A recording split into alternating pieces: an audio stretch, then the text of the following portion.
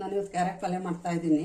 ಅದಕ್ಕೆ ಬೇಕಾಗುವ ಪದಾರ್ಥಗಳು: ಅರ್ಧ ಕೆಜಿ ಕ್ಯಾರೆಟು, ಅಷ್ಟು ಖಾರಕ್ಕೆ ಮೆಣಸಿನಕಾಯಿ, ದೊಡ್ಡದು 1 ಈರುಳ್ಳಿ, ಕ್ಯಾಪ್ಸಿಕಮ್ ಚಿಕ್ಕದು 1, 2 ಟೊಮೆಟೊ, ಕರಿಬೇವು, ಅರಿಶಿನ, ಕೊತ್ತಂಬರಿ ಸೊಪ್ಪು, ಸಾಸಿವೆ, ಎಣ್ಣೆ.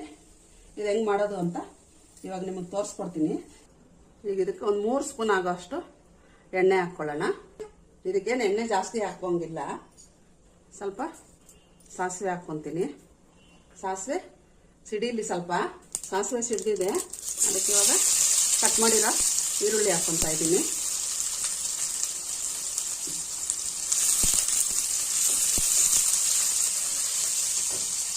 ಇವಾಗ ಈರುಳ್ಳಿಗೆ ಸ್ವಲ್ಪ ಉಪ್ಪು ಹಾಕಬೇಕು.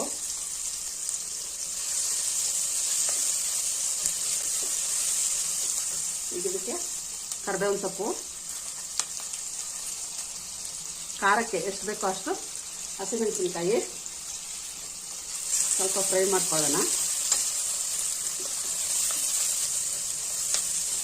ತುಂಬ ಏನಾದರೂ ಫ್ರೈ ಮಾಡಬಾರ್ದು ಇದನ್ನ, ಯಾಕೆಂದರೆ ಕ್ಯಾರೆಟ್ ಹಾಕಿದ್ರೆ ಅದ್ರ ಜೊತೆಲಿ ಫ್ರೈ ಆಗುತ್ತಲ್ಲ, ಅದಕ್ಕೆ ಒಂದು ಅರ್ಧ ಫ್ರೈ ಮಾಡ್ಕೊಳ್ಳಿ.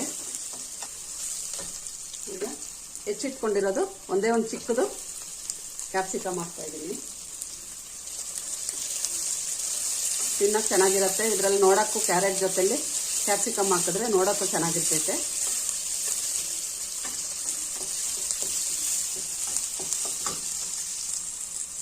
ಟೊಮೆಟೊ ಹಾಕ್ತಾ ಇದ್ದೀನಿ.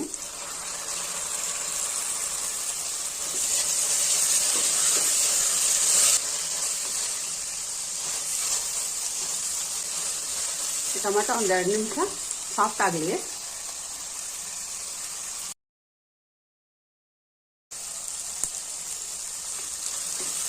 ಈಗ ದಪ್ಪಗೆ ತುರಿಬೇಕು, ದೊಡ್ಡ ಇದ್ರಲ್ಲಿ ತುರ್ಕೋಬೇಕು. ತುಂಬ ಸಣ್ಣ ಅಂದರೆ ಮೆತ್ತಗಾಗ್ಬಿಡುತ್ತೆ ಪಲ್ಯ. ಈಗ ಒಂದು ಅರ್ಧ ಕೆಜಿ ತುರಿದಿಟ್ಕೊಂಡಿದ್ನಲ್ಲ ಕ್ಯಾರೆಟ್ ಹಾಕ್ತಾ ಇದ್ದೀನಿ.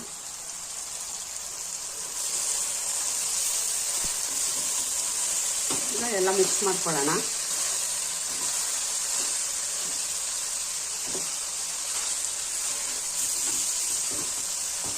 ಇದು ಮಾಡೋದು ಈಸಿ. ಯಾವುದು ಪದಾರ್ಥಗಳು ಏನೂ ತರೋಂಗಿಲ್ಲ, ಎಲ್ಲ ಮನೆಯಲ್ಲಿರೋದ್ರಲ್ಲೇ ಮಾಡ್ಬೋದು.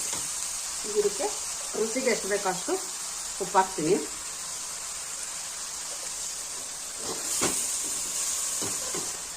ನೋಡಿ, ಕ್ಯಾಪ್ಸಿಕಮ್ ಹಾಕಿದ್ರೆ ಎಷ್ಟು ಕಲರ್ಫುಲ್ ಆಗಿರ್ತೈತೆ. ಇದಕ್ಕೆ ಯಾವ ಪುಡಿಗಳು ಹಾಕೋಂಗಿಲ್ಲ, ಇಷ್ಟೇ ಹಾಕ್ಬಿಟ್ಟು ಪ್ಲೇಟ್ ಮುಚ್ಚೋಣ.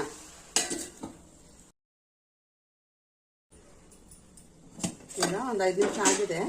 ಓಪನ್ ಮಾಡಿ ನೋಡ್ತೀನಿ. ನೋಡಿ ಎಷ್ಟು ಚೆನ್ನಾಗಾಗಿದೆ. ಹೆಲ್ತ್ಗೆ ತುಂಬ ಒಳ್ಳೆಯದು ಕ್ಯಾರೆಟು.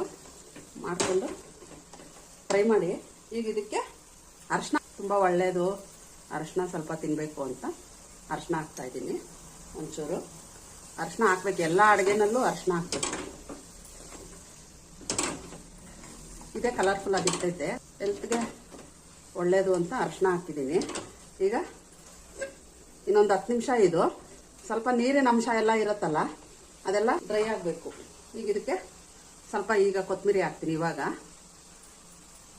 ಈಗ ಉಪ್ಪು ಖಾರ ಎಲ್ಲ ಕರೆಕ್ಟಾಗಿದೆ. ಈಗ ಎಲ್ಲ ಮಿಕ್ಸ್ ಮಾಡಿಬಿಟ್ಟು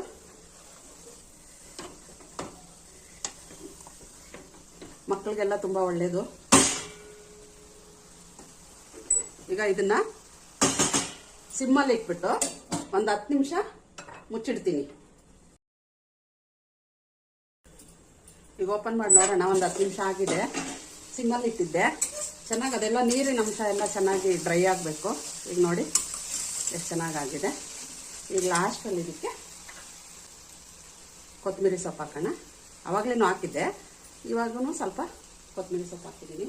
ಈಗ ಎಲ್ಲ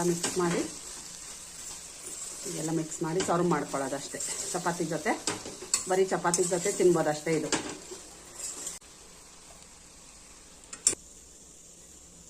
ಈಗ ಕ್ಯಾರೆಟ್ ಪಲ್ಯ ರೆಡಿ ಆಗಿದೆ. ಟ್ರೈ ಮಾಡಿ. ನೀವು ಲೈಕ್ ಮಾಡಿ, ಶೇರ್ ಮಾಡಿ, ಸಬ್ಸ್ಕ್ರೈಬ್ ಮಾಡ್ಕೊಳ್ಳಿ. ನಾನು ಹೊಸ್ದಾಗಿ ಶುರು ಮಾಡಿದ್ದೀನಿ. ವಿಡಿಯೋ ನೋಡಿ ಎಲ್ಲರೂ ಲೈಕ್ ಮಾಡಿ. ನೋಡಿ ಎಷ್ಟು ಚೆನ್ನಾಗಿದೆ. ಇದು ಚಪಾತಿಗೆ ಮಾತ್ರ ಆಗುತ್ತೆ. ಇನ್ನು ಏನಾದರೂ ಬೇರೆ ಬೇಕು ಅಂದರೆ ನಾನು ಕಮೆಂಟ್ ಮಾಡಿ ತೋರಿಸ್ತೀನಿ.